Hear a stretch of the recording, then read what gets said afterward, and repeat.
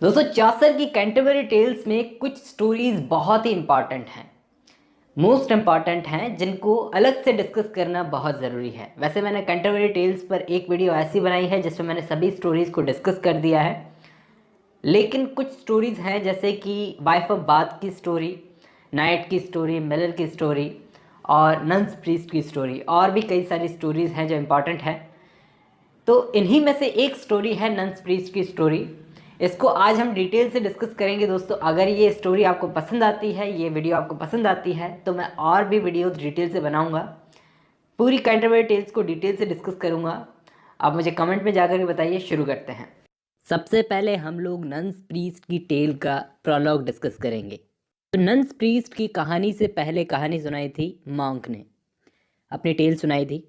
तो नाइट ने सबसे रिक्वेस्ट की कि अब प्लीज़ कोई भी ट्रेजेडी मत सुनाना, कुछ अच्छा सुनना चाहते हैं सबके सब। इनका होस्ट जो था हैरी बैली, उसने इस बात को समझा और नेक्स्ट स्टोरी सुनाने के लिए उसने चुना नन्स प्रीस्ट को। कहा कि तुम अब स्टोरी सुनाओगे। इसके साथ में दो बंदे और ट्रैवल कर रहे हैं, प्रायरस और सेकंड नन। इस नन्स प्रीस्ट को सबके सब अच्छी कहानी सुनाने के लिए बोलते हैं और इसने इस ग्रुप में सबसे मोस्ट मेमोरेबल कहानी सुनाई, बहुत ही अच्छी स्टोरी सुनाई। तो शुरू करते हैं इसकी स्टोरी। इसकी कहानी एक पुअर विडो से शुरू होती है। एक विधवा लेडी होती है, एक बहुत ही सिंपल सी लाइफ जीती है एक छोटे से कॉटेज में। इसके साथ में इसकी दो बेटियां और रहती है। इन लोगों के पास में एक मुर्गा है, जिस मुर्गे का नाम है चांटिक्लियर, जो एक बहुत ही अच्छा सिंगर है, मतलब कि बहुत अच्छी बांग देता है। वो जब अपनी बांग देता है तो चर्च की घड़ी भी उसके सामने कुछ नहीं है, इतना एक्यूरेट बांग देता है वो। इस मुर्गी का कॉक्स कॉम मतलब ये जो इस पिक्चर में है, ये इतना लाल है जैसे कि कॉर्न। इसकी चोंच एकदम जेट की तरह काली है। इसके पंख एकदम चमकते हुए हैं, गोल्ड की तरह ब्राइट। इतना हैंडसम मुर्गा है तो इस मुर्गे की 7 मुर्गियां हैं, लेकिन इसकी सबसे फेवरेट लवली मुर्गी है पर्टिलॉट। अब इसका मतलब हमें कहानी पढ़ते हुए समझ में तो आ रहा है कि नन्स प्रीस्ट की कहानी जानवरों की कहानी है, जानवर जो आदमियों की तरह, इंसानों की तरह हरकतें करते हैं। अब अगले दिन सुबह जब चांटिक्लियर जागा तो इसने बहुत ही खतरनाक सपना देखा था। तो ये अपनी फेवरेट मुर्गी पर्टिलॉट से बोलता है कि मुझे एक खतरनाक सपना आया है कि एक जंगली खतरनाक लाल सा जानवर मुझे निकल गया, मुझे खा गया। तो उसकी मुर्गी पर्टिलॉट उसकी ये बात सुनकर उसको सुनाती है कि कैसे डरपोक मुर्गी हो तुम, मैं तो ऐसे डरपोक मुर्गी के साथ रहना कभी पसंद ही नहीं करूँगी। और वो उससे बोलती है कि एक रोमन फिलोसोफर थे केटो, नोट करते चलना, इंपॉर्टेंट पॉइंट है। तो एक रोमन फिलोसोफर थे केटो, वो लोगों से बोलते थे कि सपनों से डरना नहीं चाहिए। सपने क्यों आते हैं? किसी फिजिकल मेलांकोली की वजह से। और वो उसे एडवाइस देती है कि दवाई लेकर इस चीज़ से छुटकारा पालो। उसकी मुर्गी उसको एडवाइस देती है। अब चांटिक्लियर बोलता है कि केटो से भी ग्रेट लोगों ने ये बोला है कि ड्रीम्स को लाइटली नहीं लेना चाहिए, ड्रीम्स एक्सट्रीमली इंपॉर्टेंट होते हैं। वो बताता है कि बहुत सारे ऑथर्स ने कहा है कि बड़े बड़े मर्डर्स जो भी हुए हैं हुआ है तो सिग्नल मिला था उनको, सपनों में वार्निंग मिली थी और वो मर्डर सच भी साबित हुए।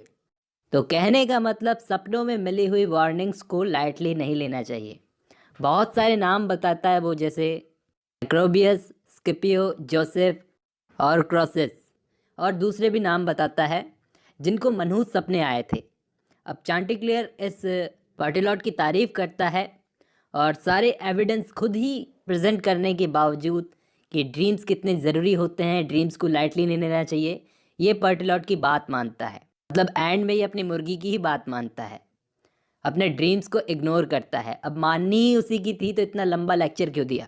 अब एक दिन मई का महीना था, वो बड़ा खुश था, लेकिन उसकी खुशी ये लंबे टाइम के लिए नहीं थी। उस रात एक रसल नाम की फॉक्स, एक लोमड़ी, यार्ड में घुस आई और सुबह तक वो वहीं पर यार्ड में छुपी रही। यहाँ पर नन्स प्रीस्ट ने चांटिक्लियर को एडम से कंपेयर किया है दोस्तों। एडम ने जैसे ईव के कहने से फ्रूट ऑफ नॉलेज खा लिया था, पहले ईव ने खाया था फिर एडम ने खाया था फ्रूट ऑफ नॉलेज, इसने भी वैसा ही किया, अपनी मुर्गी की बात मानकर प्रॉब्लम को खुद ही इनवाइट किया इसने। अब अगले दिन जब सुबह हुई तो चांटिक्लियर एक बटरफ्लाई को देखने लगा। लेकिन तभी अचानक इसकी नज़र पड़ती है कि एक फॉक्स इसको देख रही थी घूर के। ये डर गया, बुरी तरह से डर गया और भागने लगा। तो ये फॉक्स बोली, अरे रुको रुको तो सही, भागो मत। बहुत मीठा मीठा बोलने लगी ये फॉक्स। वो फॉक्स उससे बोलती है कि तुम्हारे फादर एक बेस्ट सिंगर थे, मैंने सुना है, बहुत ही अच्छे सिंगर थे। जितने भी सिंगर्स मैंने आज तक सुने हैं लाइफ में, उनसे बेहतर कभी नहीं सुना कोई बेस्ट सिंगर। तो मैं यहाँ सिर्फ तुम्हारी आवाज़ सुनने आई हूँ, क्या तुम मेरे लिए गाओगे? मैं जानना चाहती हूँ कि तुम भी अपने फादर की तरह उतना ही अच्छा गाते हो क्या? अब चांटिक्लेयर की छाती चढ़ी हो गई। उसने अपनी छाती को बाहर निकाल लिया, पंख फड़फड़ाने लगा, आंखें बंद कर ली, गला ऊपर कर लिया, खींच लिया अपना गला ऊपर और गाने लगा। वो बस गाने ही वाला था कि रसल उसके पास आई और उसे गले से दबोच लिया कि अब कहाँ भागेगा मुर्गे, आखिर थी तो लोमड़ी, पकड़ ही लिया इसको। अब मुर्गे को पकड़ लिया गया है तो मुर्गियाँ चुप बैठेंगी क्या? वो जोर जोर से आवाज़ें करने लगी, इतनी ज़ोर से आवाज़ें करने लगी, यहाँ पर चौसर बोलते हैं इतना ज़ोर से आवाज़ें करने लगी जितना ट्रॉय की औरतों ने भी नहीं किया होगा जब उस सिटी को कैप्चर कर लिया गया। जब उस विडो और उसकी बेटियों ने मुर्गियों की आवाज़ सुनी कि मुर्गियाँ इतनी ज़ोर ज़ोर से हल्ला क्यों कर रही है, तो भागती हुई आई यार्ड में और उन्होंने देखा कि एक लोमड़ी हमारे मुर्गे को मुंह में उसकी गर्दन से दबोच कर उसको लेके जा रही है। तो ये सारे के सारे मिलकर उस लोमड़ी के पीछे लग गए। यहाँ तक कि फार्म के सारे एनिमल्स थे वो भी उस लोमड़ी के पीछे लग गए। ऐसा लग रहा था, यहाँ पर चौसर बोलते हैं कि ऐसा लग रहा था जैसे 1381 में एक पीसेंट रेवोल्यूशन हुआ था जिसको लीड किया था जैक स्ट्रॉ ने। तो उस रेवोल्यूशन में जैसे लोग उसके पीछे पीछे थे जैक स्ट्रॉ के पीछे, वैसे ही यहाँ पर उस लोमड़ी के पीछे सारे के सारे फार्म के एनिमल लग गए थे। वो लोमड़ी मुर्गी को मुंह में दबाकर भाग रही थी। तो ऐसे में वो मुर्गा चांटिक्लेयर उस फॉक्स के मुंह में दबा हुआ था। उसने उस फॉक्स को सजेस्ट किया कि तुम्हारे अंदर बोलने की इतनी अच्छी स्किल्स हैं, तुम उसका यूज़ करके इन सबको रोक सकती हो, तो रोक क्यों नहीं देती, भाग क्यों रही हो इतना? वो लोमड़ी को ये आइडिया अच्छा लगा कि हाँ मुझ में स्किल्स तो हैं। लोमड़ी जैसे ही कुछ बोलने के लिए अपना मुंह खोलती है, मुर्गा फ्री हो जाता है। फ्री होते ही वो जाकर ऊपर ही ऊपर पेड़ पर बैठ जाता है। ये चीज़ देखकर लोमड़ी फिर से उस मुर्गे की चापलूसी करने लगती है, लेकिन मुर्गा अब लेसन सीख चुका था, वो नीचे नहीं आने वाला था। Moral of the story is never trust फ्लैटरर्स।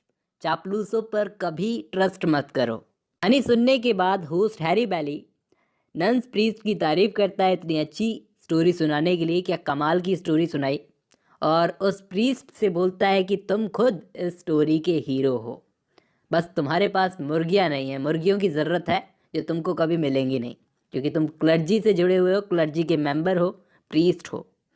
तो इसी के साथ ये कहानी ख़त्म होती है। आई होप आपको समझ में आई होगी। आज की वीडियो में बस इतना ही।